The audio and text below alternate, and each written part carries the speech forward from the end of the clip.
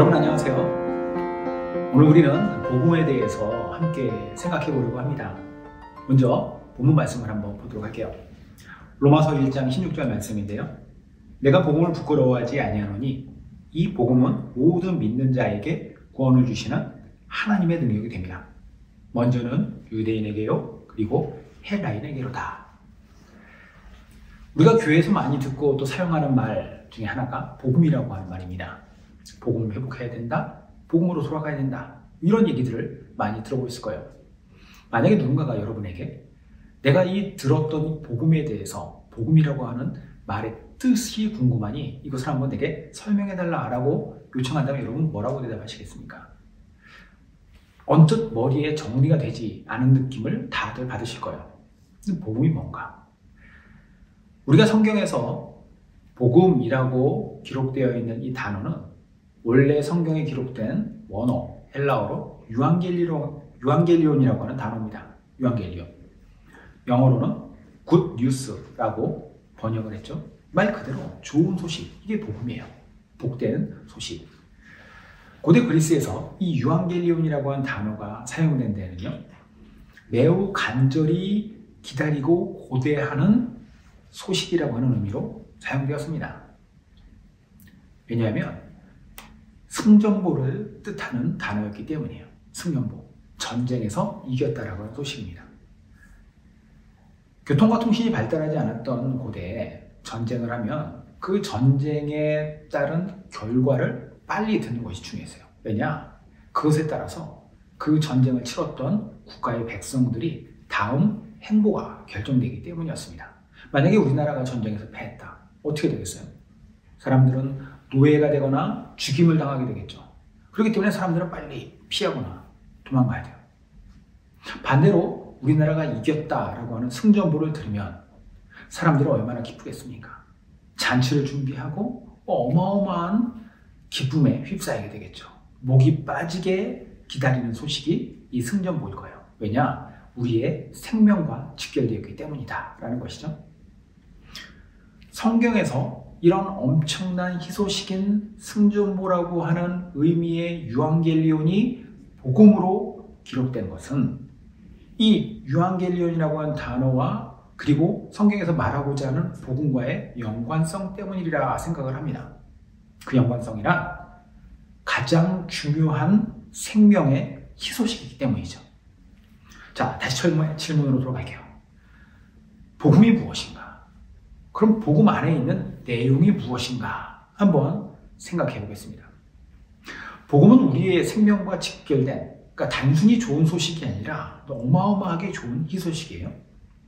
게다가 이 생명이라고 하는 것은요, 단순히 이 땅, 우리가 살아가고 있는 이 세상에서의 이상에서의 생명뿐만이 아니라 죽음 이후에 내생이라고 하죠. 내세에서의 생명까지 직결돼요. 이 땅에서의 생명이 앞으로 영원히 직결되는 그것에 관한 소식이 바로 복음이라는 것이죠. NBD라고 하는 New Bible Dictionary라고 하는 새 성경사전에 복음을 이렇게 정해요. 복음이란 뭐냐?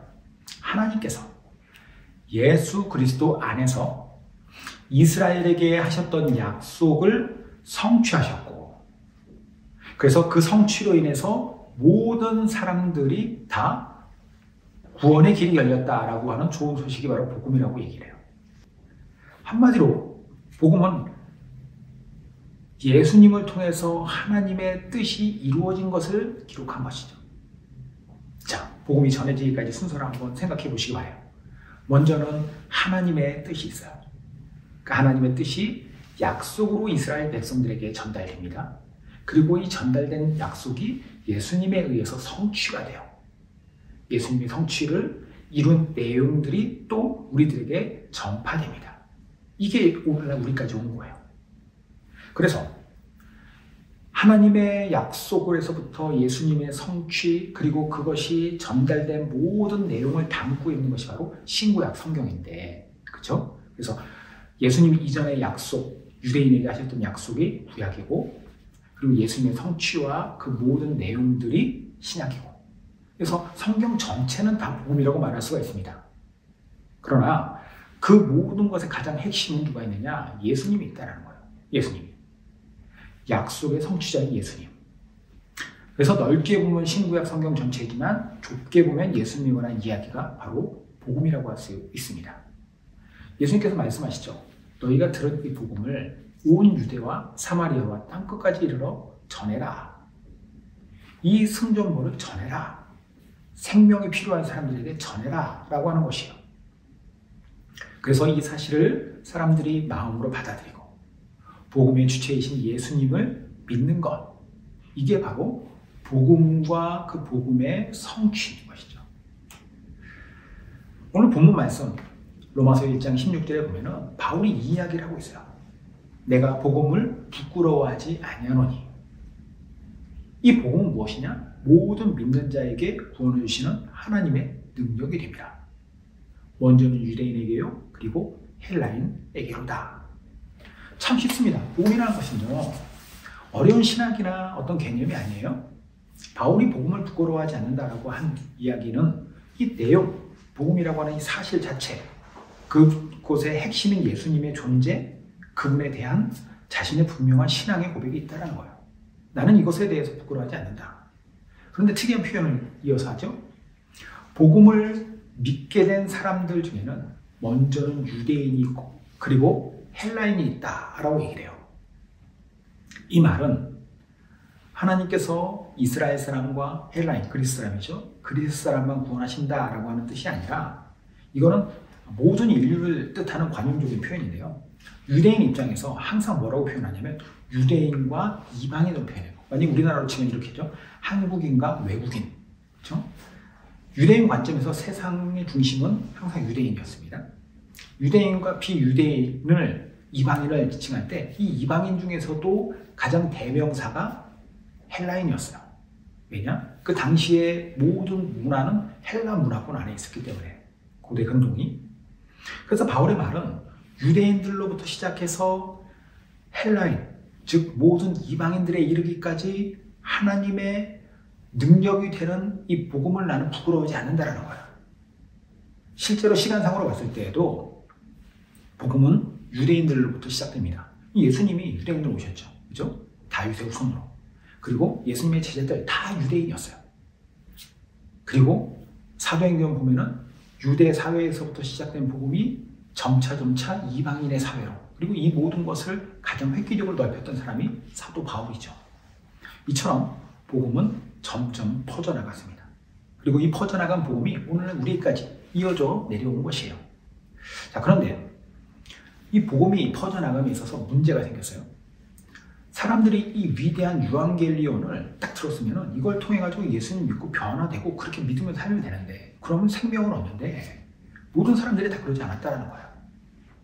실제로 예수님의 제자들이 복음을 전했을 때에도 그 복음에 대한 사람들의 반응은 대부분이 이 복음을 다 받아들인 것이 아니라 많은 사람들이 또 복음을 배척을 합니다. 바울도 역시 마찬가지였어요. 복음을 배척해요. 기독교 역사 2000년이 쭉 흐르면서 2000년 역사 속에서 많은 사람들이 복음을 배척합니다. 왜 사람들은 유앙겔리온을 유앙겔리온으로 받지 않는 것일까? 이유는 간단합니다. 진리에 대한 거부 반응이 죄악된 죄성 안에 있기 때문이에요.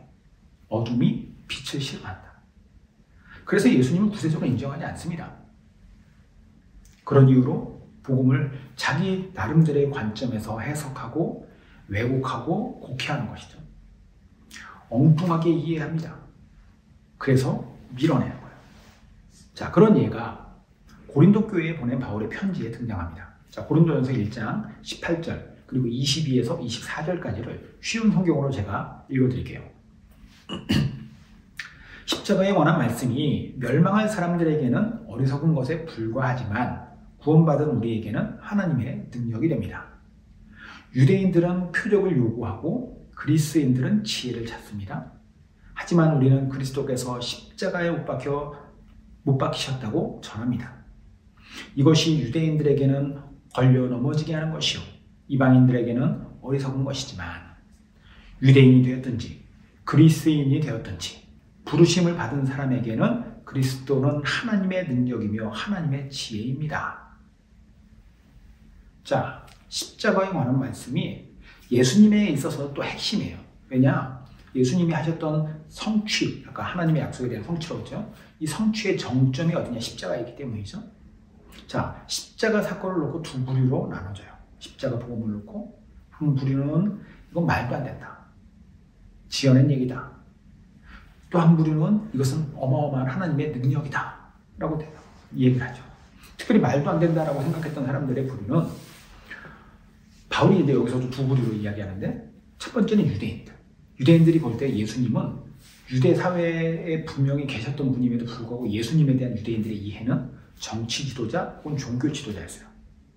정치적으로 종교적으로 사람들을 선동하다가 로마에게 잡혀서, 로마군에게 잡혀서 비참한 십자가형을 당한 그런 인물, 이게 예수님이라는 거죠.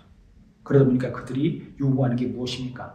예수님이 어떤 일을 하셨는지, 그분이 메시아로서의 사역에 집중하는 것이 아니라 그분이 정말 이 땅에서 살아있을 때 물고기 2마리와 떡 5덩어리로 5,000명을 먹였대? 아니면 진짜 병자들을 다 고쳤대? 여기에 관심이 있는 거예요.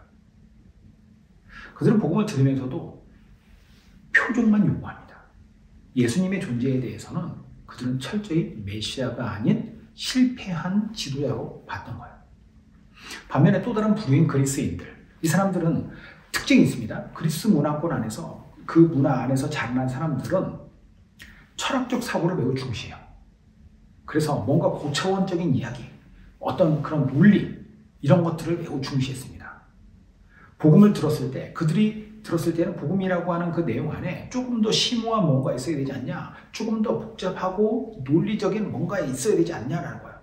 근데 그들이 볼 땐 너무 단순하고 너무 당연한 얘기 같다라는 거예요. 그래서 그들은 오히려 그것을 거부합니다. 예수님의 가르침이 너무 심심했다라는 거죠. 이런 이유들을 들면서 복음을 미뤄내는 사람들, 당시에만 있었을까요? 오늘날은 어떨까요? 오늘날은 어떠한 말로써 복음을 거부하느냐? 과학이라고 하는 이름으로 복음을 거부합니다. 많은 사람들이 과학적이냐 아니냐를 잣대를 가지고 성경을 재단하고, 그래서 복음을 거부하죠. 반대로 당시도 그렇고 지금도 그렇고 복음을 진리로 받아들이는 사람들은 어떨까요?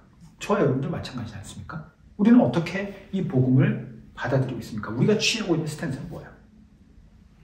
사람들에게 복음이 진정한 유한계론이 되는 것은 예수님이 우리 인생의 구원자로 오셨고 또 현재를 살아가는 내 삶의 주인이라고 하는 것을 우리가 인정하기 때문이 아닙니까? 내가 이해를 하고 이것을 다 정리해서가 아니라 그것이 사실임을 내가 그대로 받아들이고 그 앞에 내 자신을 맡겨드렸을 때 복음이 비로소 진짜 유한계론이 되는 것이죠. 혹시라도 여러분 그동안 복음이 뭔지, 믿음이 뭔지 제대로 알지 못하셨다면 오늘 이 말씀을 통해서 제대로 된 신앙의 변곡점을 삼으시길 바랍니다. 믿음은 성경 말씀 안에 담긴 이 원리를 제대로 듣고 이것이 내 마음 안에서 작용할 때, 그 앞에 내 자신의 마음을 열고 이것을 내가 수용하고 그 앞에 내 자신을 내어놓을 때 비로소 능력이 발휘되는 거예요. 오늘 말씀 정리해 볼까요? 복음에 관한 이야기 나눴습니다. 복음은 세상에서 가장 귀한 영생의 승전보예요. 유한계련. 그리고 그 내용은 하나님의 약속과 예수 그리스도의 성취로 이루어져 있습니다. 그리고 우리는 이 복음의 주체이신 예수 그리스도를 나의 인생의 구원자요, 나의 인생의 주인으로 모셔드리는 것이 중요해요. 그래야 있을 때 우리는 이 세상에서 변화된 삶을 살 수 있고 복음의 빚진 자로 살 수 있고 바울이 이야기하는 대로, 오늘 본문에 얘기하는 대로 복음을 부끄러워하지 않는 자로 살아갈 수 있는 것입니다. 저 여러분이 이러한 진정한 복음의 사람들로 살아가기를 주님의 이름으로 축원합니다.